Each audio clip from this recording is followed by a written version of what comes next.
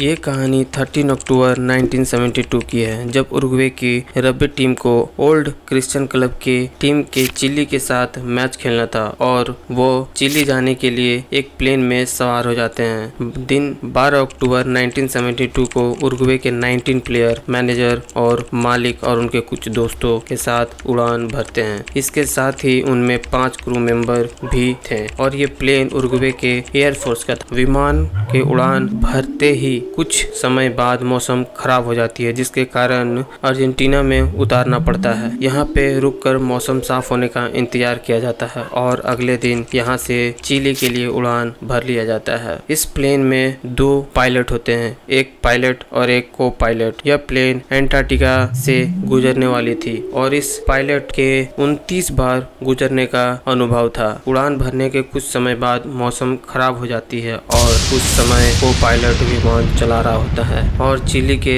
Santiago ATC को संपर्क करते हुए विमान उतारने का इजाजत मांगता है। हालांकि सैंटियागो एटीसी पायलट को बात सुनकर हैरान हो जाते हैं, क्योंकि उसे रडार पर फ्लाइट दिखाई नहीं देती है। तभी फ्लाइट विमान के नीचे उतारने का कोशिश करता है। विमान एंडीज पहाड़ी के चोटी से जा टकराता है। इनमें कुछ पिछले बैठे 2 क्रू मेंबर और मुसाफिर के साथ नीचे गिर जाती है। इनमें उड़ान के दौरान 45 लोग बैठे हुए थे, जिनमें से 5 लोग गिर जाते हैं और कुल 40 लोग अभी भी बचे हुए रहते हैं। विमान पहाड़ी से जा टकराते हैं और 200 मीटर तक घसीटा और वो 2 भागों में टूट जाता है। इस हादसे से पायलट की मौत हो जाती है और वो पायलट को प्लेन के अंदर फंसा हुआ मिलता है। विमान में 12 लोगों की और मौत हो जाती है, लेकिन अब भी 35 लोग जिंदा होते हैं। लेकिन अगले दिन 5 और लोगों की मौत हो जाती है। एटीसी को रडार से विमान को गायब होने के कारण अगले दिन 4 विमान सर्च ऑपरेशन में लग जाते हैं, लेकिन कोई भी सफलता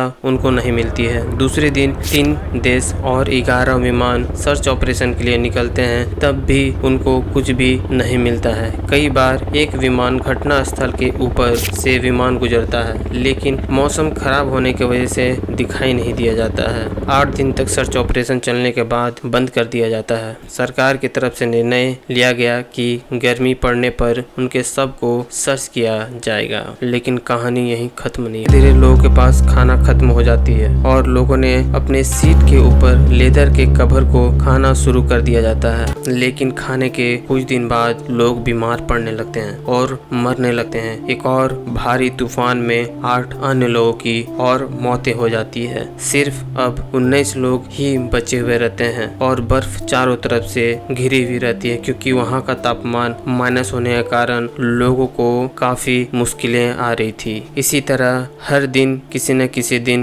न किसी को मौतें आती रही। काफी जिन्नोजहतों के कारण लोगों को काफी दिक्कत करने का सामना करना पड़ा। 34वें दिन एक और लोग मर जाते हैं। 37वां दिन एक और व्यक्ति की मौत हो जाती है। इसी तरह नियंत्रण मौतों को देखते हुए वहाँ के लोग काफी ज्यादा निराश रहते हैं और अपनी हालत पर अफसोस जताते हैं, लेकिन वहाँ एक एक कर मौत होती रहती है। इसी तरह नियंत्रण चलता रहता है। 60वें दिन जब सिर्फ 16 लोग बच जाते हैं, तब लोग उनका वजन भी आधा हो चुका होता है, लेकिन 2 प्लेयर यह तय करते हैं, जिनका नाम नेड्डा और कनेसा। ये बोलते हैं कि हम यहाँ बैठे बैठे ऐसे मर नहीं सकते हैं, हमें जीने के लिए कुछ करना पड़ेगा। और वो लोग एक दूसरे को यह सलाह देते हैं कि अब हमें यहाँ से निकलना होगा, हमें यहाँ से मदद का गुहार लगाना पड़ेगा। वो दोनों लोग की बात सुन के एक और प्लेयर कहता है कि मैं भी निकलूंगा तुम लोगों के साथ, और तीनों ने मिलकर एक प्लान बनाता है कि हम यहाँ से निकलेंगे और अपनी जिंदगी जिएंगे। 3 लोग जो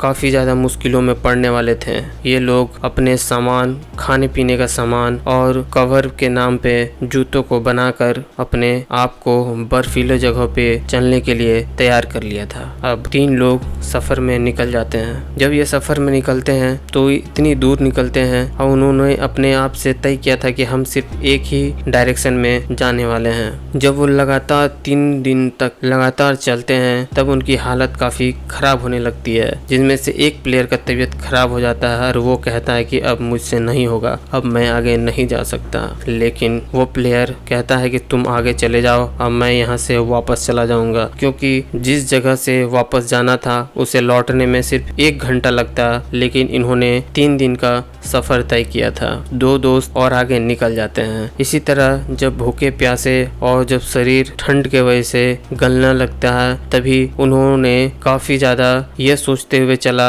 अनकॉन्शियस माइंड में ये लेके चला कि हमें बस चलना है। 8 दिनों तक उन्होंने लगातार चलते चलते एक जगह पर पहुंचने के बाद उन्हें कुछ दिखाई पड़ता है। एक ऐसा पर्वत दिखाई पड़ता है जो हरा भरा था। हरा भरा पर्वत होने के कारण वो लोग काफी ज्यादा खुश हो जाते हैं और वो सोचते हैं कि अब शायद हमें मदद मिलेगी। लेकिन वो जब पहुंचते हैं उस पहाड़ के नजदीक, तो उसके बीच में एक बहुत बड़ा नदी आ जाता है। उस नदी पे उन्होंने आसपास देखते हुए देखा कि कुछ लोग, जो करीब 2 या 3 लोग चरवाहा थे और कुछ उन लोगों के पास गाय थी। ये 2 प्लेयर के पास इतनी हालत खराब हो जाती है कि ये लोग के गले से आवाज नहीं निकल पाती है, वो चिल्ला नहीं पाते हैं, वो इतने कमजोर हो जाते हैं कि उनकी सांसें फूलने लगती है। इन्होंने बहुत ही मुश्किलों से आवाज लगाने की कोशिश किया, लेकिन नदी और लहरों की आवाज से उनकी आवाज दब जाती है। जब इन्होंने काफी देर तक अपने हाथों को हिलाना शुरू किया, तभी एक व्यक्ति की नजर पड़ जाती है और वो कहते हैं कि वहाँ पे कोई है।